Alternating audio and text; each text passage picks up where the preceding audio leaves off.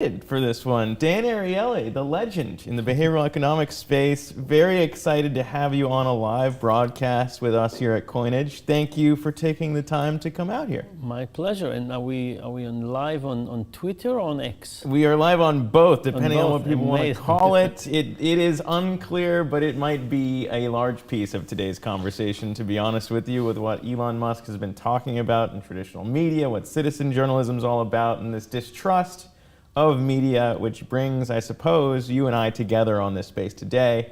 For those who don't know Dan, a legend in the behavioral economics space. We were talking before this when I was studying at Harvard and really exploring behavioral econ. It took you like 5 sentences to get to the fact. Well, the reason being is that there are a lot of people in the industry, right, that study there, that talk about a lot of your findings there. And so we're going to get into those, and course, just to say that the world of crypto, one of the exciting things about social science is that life keeps on changing, and there's always new things to study. And crypto is creating some really amazing opportunities to study things that we never thought could exist. Yeah. Trust is one of those things, but partial ownership is another one. I mean, there's all these elements that make this world incredibly interesting and exciting. Yeah, and I mean, obviously, that's kind of where we met. We rekindled on the road. You were talking about trust, you were talking about kind of behavioral economics, and I was out covering crypto. We bumped into each other. I told you about what we're working on at Coinage when it comes to a community-owned show and what that might offer when it comes to trust online. Yep. And in reporting, and I think it's been fascinating to kind of dive into this experiment. You were also, I think, one of our first minters as well. I don't know if you lost your seed phrase. I don't know if you found it, but I think it might be lost for forever. I lost it. I gave up at some point, but at some point I'll find it. We'll figure it out. By the way, not easy. That's another amazing thing. There's lots of things that people think about crypto. Yeah. But one of the things that I think is not as clear to outsiders is how much trust in yourself you need. For real. Just imagine that banking said to people, if you lose your password, that's it. Your money is gone forever. Like in almost everything, password regeneration is, I don't think people thought about it from the beginning. It just became clear that it's a real need. Yeah. That the number of people who probably forget their passwords for all kinds of things is very, very high. And now you say, let's create a system where if people forget their password, it's gone forever. It's kind of an amazing thing to get into. It is. And I think, again, as even before crypto existed, right, your research dove into kind of, for people who don't know the background of the research, is kind of why we make the decisions we do. Mm-hmm. That's what's kind of fascinating for me, is kind of, an economist background looking at it. Some people might say it's behavioral science. Some people might say it's psychology. There's a lot of different ways to, I think, look at why we make the decisions we do, and particularly with a financial lens or a crypto lens, that's kind of guiding this conversation. But you're out with a new book, and for those who didn't, know you before from Predictably Irrational, which, is a great book diving into these topics, you're now out with Misbelief, which is kind of talking about trust in general. Yeah. What prompted you to tackle this topic with a new book, and kind of what's the main thrust of what you're trying to put out with this one? Yeah, so the motivation was complex. Think back to the first few months of COVID, and I think it was very clear that social science was very needed. And here I am answering calls about work from home, teaching remotely, releasing prisoners, how to give people money, a million things. And I feel I'm kind of the most useful I've ever been to society. I'm just trying to help. So March, April, May, June, July, it's all COVID all the time related. I get an email that says, Dan, what's wrong with you? How did you become this way? And I answer very quickly, what do you mean? And I get a list of links, and I'll just describe one of them. In that link, it showed pictures of me in hospital, which is true. I was badly burned. That's why I don't have hair on this side, as you know. Most of my body is covered with scars. So it showed pictures from that period. It says I was 3 years in hospital, both true. And then it says that because of that, I started hating healthy people. Mm-hmm.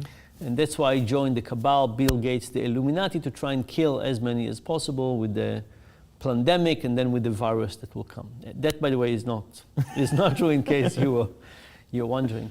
And my first instinct was to correct those people, just to go on the record and talk to them and correct them. But then I had a thought I was very proud of. I said, let me consult some professionals. Let me talk to some people who really understand this area. And I called some people, and they all said the same thing. Don't touch it, don't talk to them, ignore it. But as much as I was proud that I went and asked for this advice, I couldn't take it. Yeah. Well, I think it's really hard for anybody who's kind of been in that. I've been, there have been attempts to cancel me before, and anytime you see a narrative start to take off that's not true, you kind of feel helpless. There's not a lot you can do. Very helpless. But anyway, I went in with vigor. I called people up. I invited people to meet me. I joined Telegram, online Zoom discussions, a million things. And it took me a month to give up on that. Mm-hmm. It was a terrible month. But then it also made it clear how big the problem is. Because, somebody believes whatever about some politician. But if I sit next to across from somebody, and they say, "Here is what you are," and I say no, and here's evidence that it's not true, and here's my calendar, and here's all kinds of things. And they said, no, you're still that person. There's something much, much deeper, but that denial that is this. So then I spent the next 2 years in some of the darkest corners of the internet, discussing with about 20 misbelievers on a regular basis about their view of life. I gave up on trying to convince them, and I just decided to try to understand the psychology. And this book is really about three things. A little bit of my experience. Most of the book is describing what I call the funnel of misbelief. And we all have people that 5 years ago you would look at them, we say, me and that person are looking at the world in the same way, we share a lot of things, and now you look at them and you say, are we the same species? Like, how does it work that we're both seeing the same world and coming to such different conclusions? And the funnel of misbelief at the end of the day says, you are the same people. Mm-hmm. There was just something very important that happened to them, that they changed them. It could happen to you as well, by the way. You're not immune. Well, I don't think anyone is. That's right. And then the last part of the book is really about what it means more generally, which is, of course, the questions of trust. Yeah. But this funnel of misbelief, I would say that the main insight, before we go to the machinery, is that we shouldn't discount those people, and we shouldn't discount their beliefs. It's not that the beliefs are wrong, but they come to fulfill a need. Yeah. And it's wrong to say to somebody, oh, you're this belief. No, they're not that belief. They were in a state of deprivation and stress, which we'll come to, that basically gave them a tremendous drive to try and find a story that will explain the world and why they are in this situation. And we need to understand it's a reaction. It's almost like an autoimmune problem, that it has some logic, but then of course it goes awry in some other ways. I think when you add on the technology layer, right? I think in the book you're talking about, deep fakes also being a thing is kind of where this technology of what's real, what's really happening becomes extremely complicated for anyone to kind of really figure out what's true.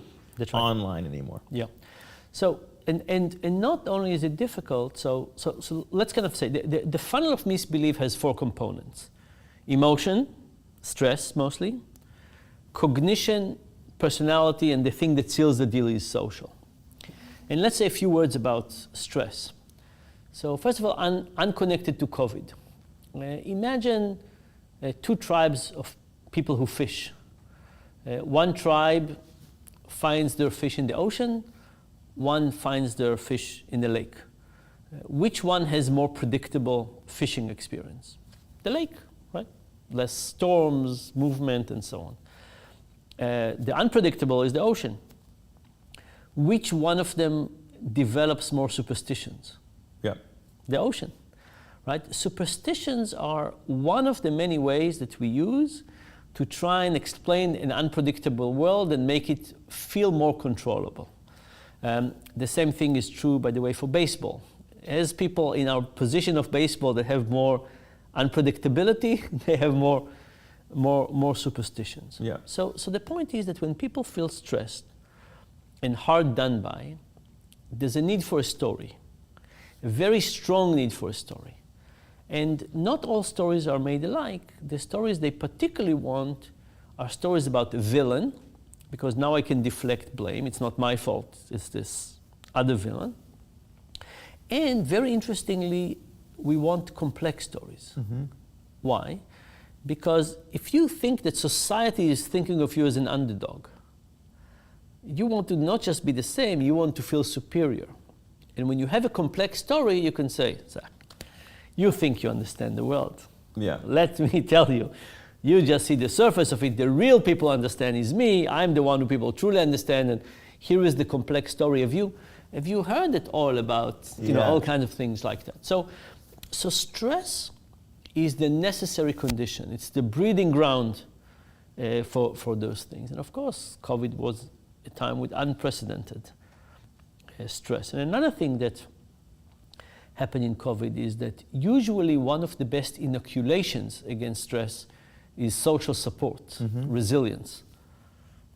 We're all different homes, we don't see our friends, the level of social support is gone. So stress is higher, a lot of it for good reasons. Stress is higher also for some not so good reasons. Think about the way we consumed information. Masks, yes, no. Surfaces, yes, no. Like the confusion and the lack of clarity about what we know and didn't know is an additional aspect. Plus no social support opens the gates. Let me try and thread those needles then in all of this, because you've raised, the stress elements. Obviously we're post-COVID now, but I think, if you reflect on today's world even 10 years ago, the idea of, the rise of social media and confusion there when it comes to true trusted outlets or fact, the world looks incredibly different just going back 10 years. There are so many other sources of information. Anyone can post anything. We're talking right now on a live space. There is a lot of different places people can receive bad information. Yeah. At the same time, I suppose that's a good thing because you have a bunch of conflicting opinion, and theoretically that should be better for society. But how do you kind of look at it when it comes to misbelief and how it could actually be a negative? So in a world where people were rational, I would say expose people to lots of information, let them figure out things on their own. But in a world in which people are not that rational, and in a world in which people are stressed and they want to find an answer, and they want to find one soon, and we don't have time, right? It's also like if you compare now to 20 years ago, we have much less time than we used to. Like even think about technology. Like I remember the days when we go to a travel agent, and in 30 minutes we had flight and a car and hotels. How long does it take now? Like it's amazing to realize that with all of this technology, we're actually spending more time planning a vacation than we used to a long time ago. Buying a camera just to go to the store, maybe you went twice, but so we are much more starving with time. And also, is that, by the way, there's a huge paradox of choice, which is another kind of classic behavioral economics piece of just too much choice becomes a bad thing. So there's a lot of choice, and it's up to us now to find the right answer. So it's not just I want a camera, I want to find the right camera. Now if somebody gives me an advice, I say, okay, I trust you. You're the expert. If it's all on me, now it's not just finding a camera, I want to feel that I'm doing the right thing. It's not just vacation, I want to feel that I don't want to regret it later, I don't want to choose something with 1 point less on some. Well, if you extrapolate the idea of taking a camera in a kind of a purchase decision versus your worldview and what's going to happen, I think politically it's become very difficult. Right? Almost if you have, at least in this country, when you have kind of two worlds, two countries, you've got, Republicans and Democrats and a lot of people in the middle who probably aren't that indoctrinated. But if you do have two worlds you can't agree on fact, obviously that's not good for society. That's right. And obviously, I think, again, when you think about what you just said, the technology of social media pushing people farther and farther to the fringes. It's not just, we tend to think of it as social media, but it's not just social media. So I think of the cookie as a weaponized food. Okay. There is somebody out there who is trying to create the ultimate combination of fat, sugar, and salt to get you to want one and then to do the next one. And you probably feel like one now, just describing it. I think if you look at the funnel of misbelief, you look at stress, cognition, personality, and social, I don't think anybody kind of had a whole view of the whole system and said, let's create this funnel. But in the same way that the cookie attacks the elements of our taste, it attacks all the elements of our psychology and getting us to a wrong state. Now, and there's lots of pieces there, and even in the social piece, social media is just part of it. It's not the whole story. But take, for example, this thing we call shibolet. So shibolet is a term that comes from the Bible. And the story is that there were these two tribes that had a very bloody war, and they settled on different sides of the river. And then when they would walk around, they would want to find out if people are from our tribe or from the other tribe. And there's this plant called shibolet. And when they would pick it up and they would say, how do you call this? And the two tribes called it slightly differently. One of them called it shibolet, and one of them said sibolet. So if I ask you, how do you call this? And you said the same thing I do, you're one of us, you get a hug. If you say it the wrong way, we try to chase you, kill you, do something else. But this term, shibolet, has become a signal of identity. And what it means that when we have a discourse now, there are things that we say that we don't really mean. Right? So imagine that we sit here and I say, the shooting in Sandy Hook never happened. It was all FBI agents, and they are the one who did this. What you're getting from this is my loyalty to the cause. I could say there's not such a thing as gender. It's a fiction that we've created. Whatever I say, like in the extreme statements, are basically statements about identity. Now, I don't know if you and I was having a conversation, if you were get to confuse those with my beliefs compared to an identity signaling. But I think we have a lot of that. And that's not just because of social media. That's because identity has changed. Like when you look at people now and you ask them, what are the solutions you want for healthcare? What are the solutions you want for education? What are the solutions, like what's the level of inequality that you want this country to have? When you ask people about the underlying problems, the differences between Republicans and Democrats is very small. But when you ask people about this, they say, I can never imagine the signaling my son, I can never strong. imagine my son marrying somebody from the other party. So there is a separation.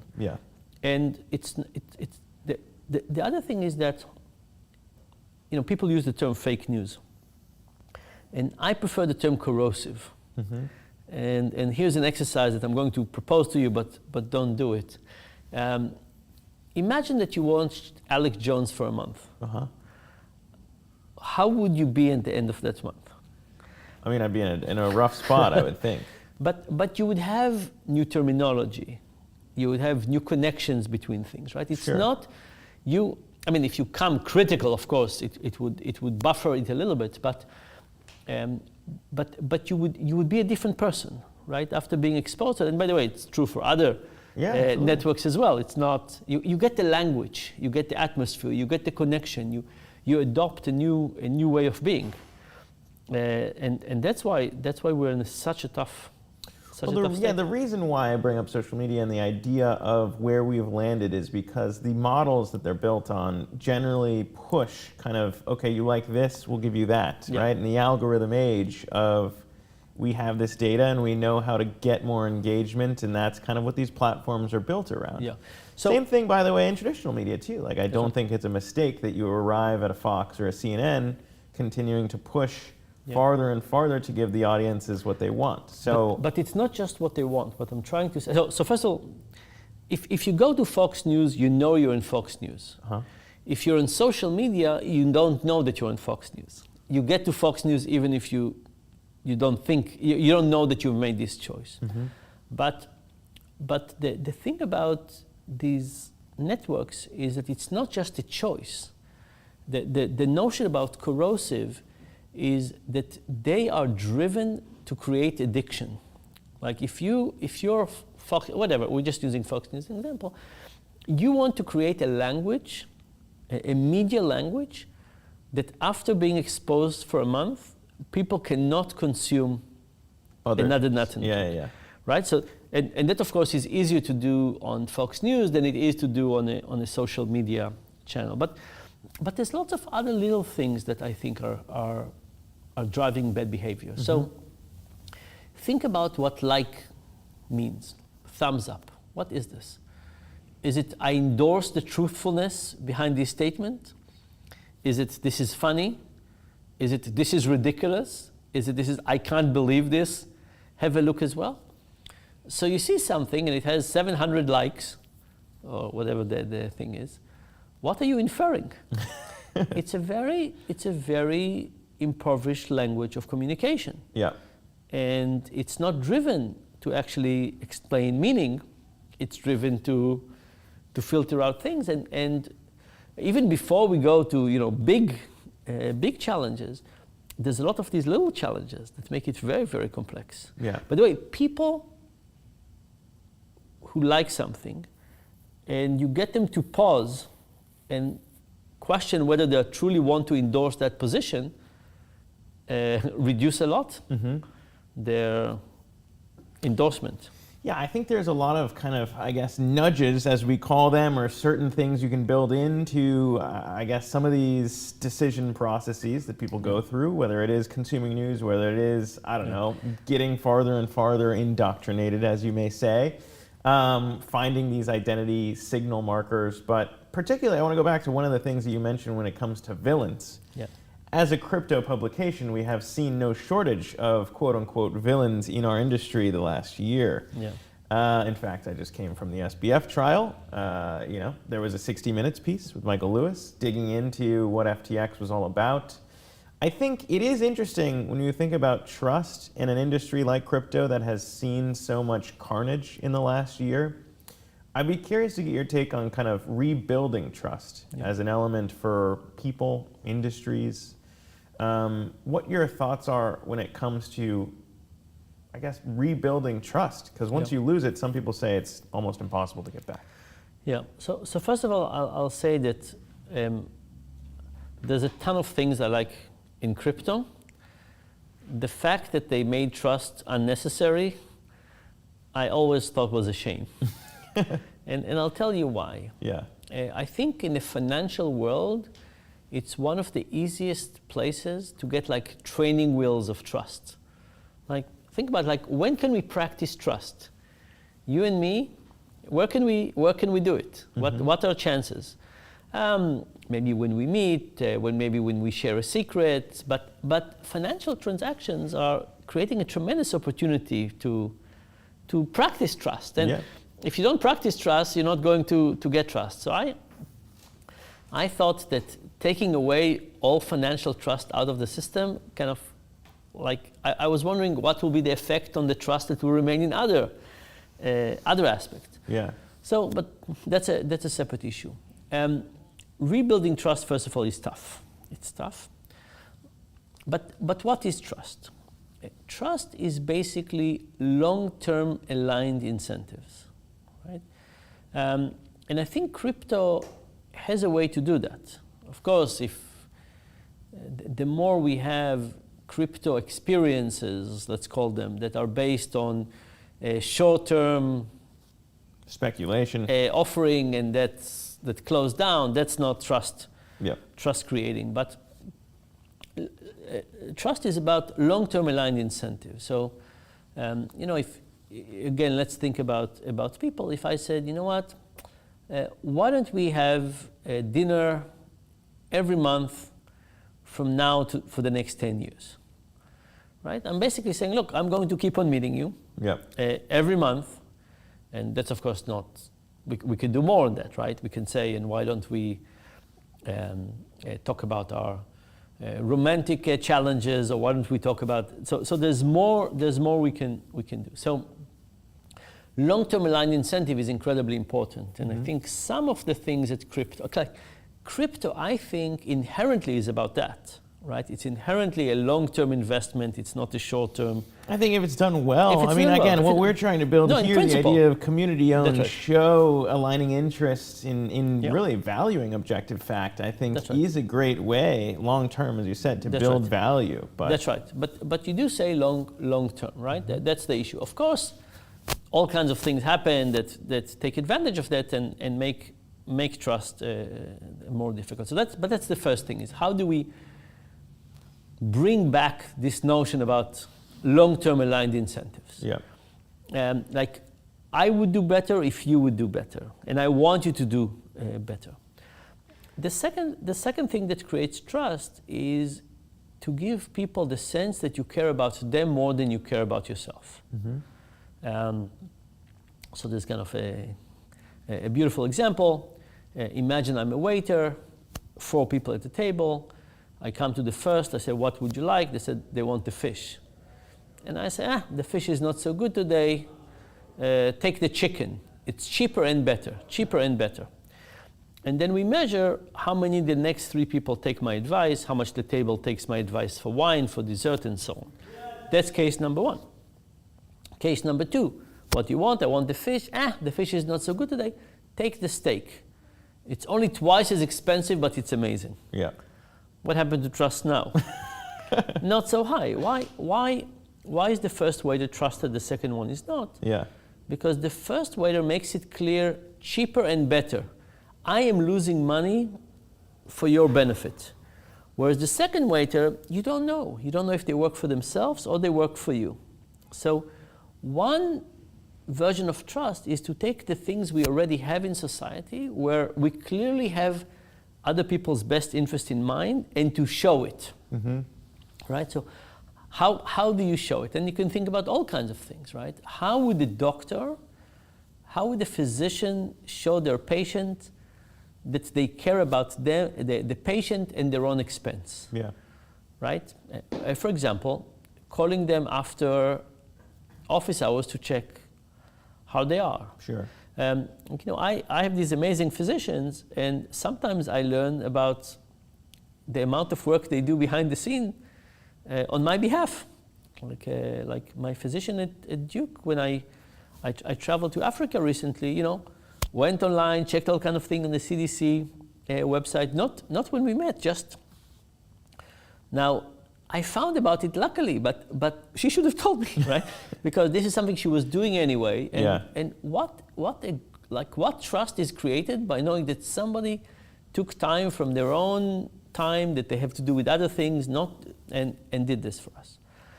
And then the other thing, there's a few other, but if you think about long-term aligned interest, it would be kind of number 1, showing people that you care about them, even at your own expense.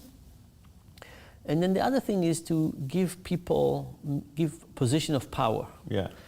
So imagine I told you a very dark secret about me. I'm saying, hey, here's a doomsday weapon. Now you can hurt me if you want. Look how much I trust you. Yeah. Right? So when we think about crypto, I think there's a question of whether we're thinking about the crypto market or specific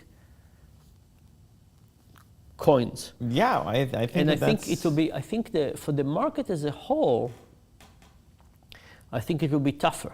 Yeah. But I think specific activities need to take real actions for that. So if you're Ethereum, I don't think you need to worry right now. It's been along for a long time. People understand it and so on. It's not the trust is not sure an issue, but But if you're a newcomer, and you're tainted by lots of other actors in the space. That's right. That's right. Then the question is, how will you convey trust? And if we go back to misbelief, for me, misbelief has two components. The first one is belief in the world that is just wrong, or that the experts think it's wrong, or the majority thinks it's wrong. That's one part. But the second part is that it's central to the person, and they view that misbelief as a lens to view other things. Mm-hmm. Right? So imagine that I think that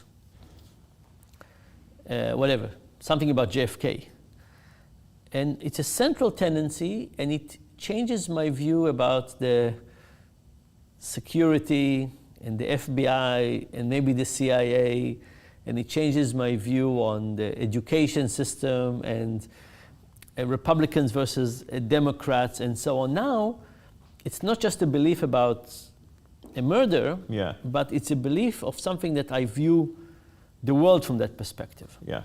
And I think crypto is a little bit like that. There are people who, buy a little bit here and there, but I think for lots of people, the people who are serious about it, it becomes a central tendency in their life. I'm wondering what would happen, do you think, if we asked people, how would you rank your loyalty? Like, what are you first? Let's say American, Bitcoin New Yorker. American. No, crypto guy, crypto person. Sure. Is this before or after religion? Like, where does it stand in this regard? I think for many people, it's an ideology. Yeah. And it's a central tendency. It's a lens from which to now it's not a misbelief but it's a lens from which to view something very important in life. And because of that, by the way, the stakes are much higher.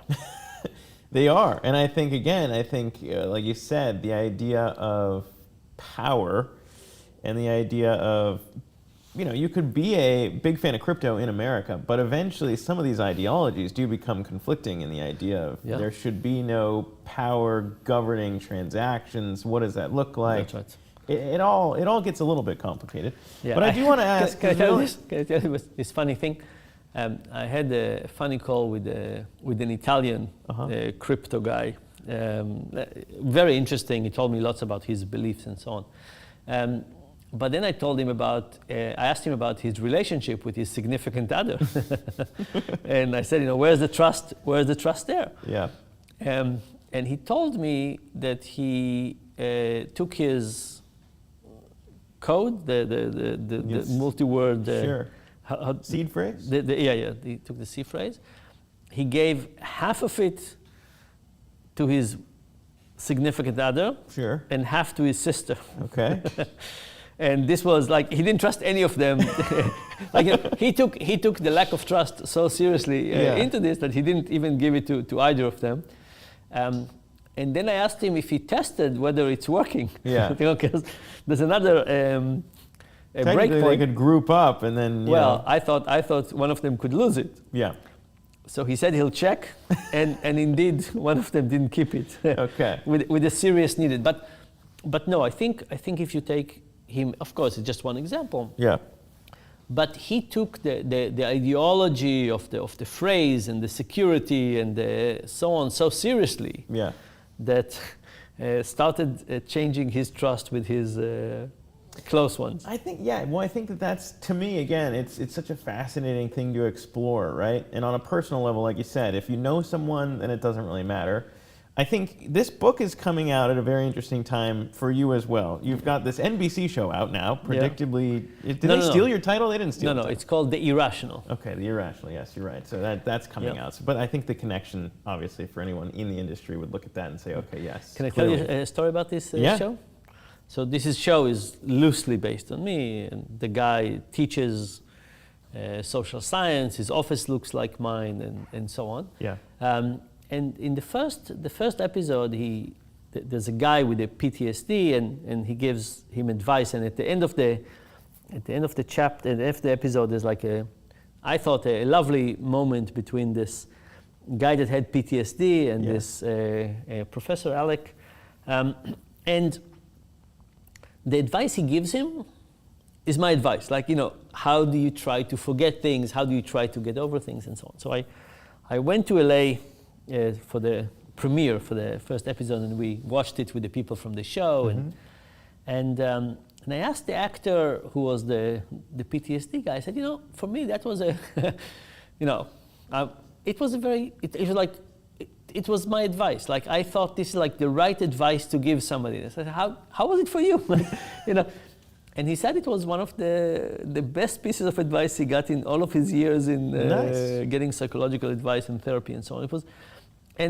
It was so nice, right? There's something so nice to say, okay, this is a guy, slightly me, lots not like me, but I get to also influence a little bit about how he. Well, I think that's what's interesting now too, right? And I wanted to ask you this question on a personal level because people are talking about Dan Ariely now. They're talking about you, and they're talking about past studies. And again, as I said, I came into this interview and we've known each other, and I would consider you honestly like there are a few heroes I think in the behavioral economics space. So there's a question coming from that space as I see now these discussions about, well, who is Dan Ariely? Who is he really? And what could have happened with prior studies? I mean, there was just a New Yorker article about that too. I mean, how do you look at who the real Dan Ariely is and how interesting it is that this story is coming out now when you put out a book on misbelief and how people should think about truth? Yeah.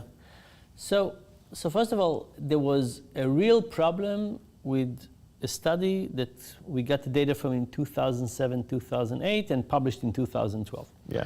Real issue, falsified data. I didn't do it. Yeah. I hope people would believe me. Very hard to find a smoking gun from something that happened so many years ago. I would say that as much as I tried to look for 2 and something years for that, I couldn't find who was the there. Anti-smoking gun. Yeah. The things that I know is that I have no interest in doing that. For me, it was a small marginal study. I was the 4th author. I'm disabled. I haven't touched data sets since 2003. I mean, there's no, aside from being an easy target, there's no evidence, and all the evidence there is against that.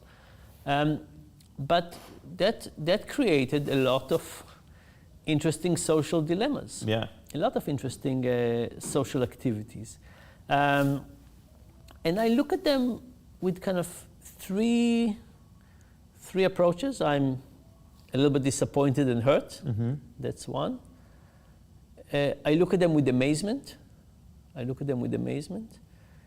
then I look at them with maybe kind of a realization that this is my next mission.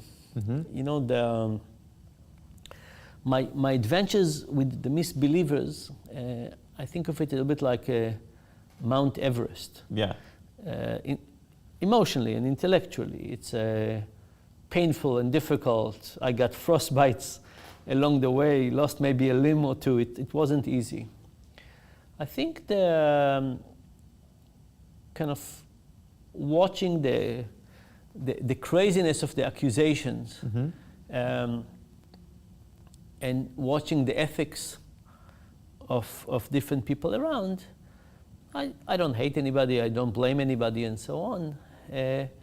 But it's just I feel like it's another one of those intellectual adventures. Like, just imagine that somebody made a fact about you that was so outrageous, but it was about something that happened 20 years ago. And accusations about 20 years ago are as easy to make about accusations as yesterday, but go ahead and find ways to disprove it. Yeah. So it's a very, very strange world. Has it changed, by the way that you think about what you wrote in the book at all? No. I think, look, I think the questions of misbelief are very interesting. And they're very interesting because, again, people adopt a view that is very deep in themselves, right? So people who are, think the earth is flat, that's a central tendency in them. And that makes it really interesting. Mm-hmm. The people who are saying bad things about me in the internet, it's not like a deep belief in their life. It's there's a joy of, there's multiple motivations to do that, but it's not psychologically as interesting. Yeah. It's not psychologically as interesting because, yes, people take people down. Okay, I wish it didn't happen, but there's a reason for that. But well, yeah, like you said, the villain, like the hunt for the villain is alive and well on every corner of the internet, and I think that is. But I will tell you, there's some interesting things about it. I look at my life, Mm-hmm. and I ask myself, what is it about the way that I live my life that gets people to so easily think that I have behaved in a bad way? And there's lots of ways in which I live a very, very strange life. Yeah. And I think that it creates, I think I am one of the loveliest people you've ever met, and I think I don't have any bad intention toward anybody. Mm-hmm. But nevertheless, when people see me from the outside, there are people who are just suspicious. It looks like I'm not hiding anything, but it looks, no, seriously, I think there's something about my life. Yeah. But I think especially it's true for journalists who are have a lens that is suspicious, that they look at everything in life and say, that can't possibly be the story. There must be a game. Now I think we've seen it on the other side too, where bias has crept into almost any story, and that's fueling the idea of I can't believe you because you have an agenda or you work for this publication. You must not be telling me the truth. And I think that it's again a very fascinating conversation for us all to be having in 2023. I want to give one last shout out to the book Misbelief: What Makes Rational People Believe Irrational Things. Dan Ariely, thank you so much for coming out here and chatting with us. We could talk for hours, I know, but we got to wrap this here at 2. I thank you very much for coming out here, sir, and hopefully we can have you back at some point. I would love to. Right on. Dan Ariely, everybody, thank you very much. Appreciate it.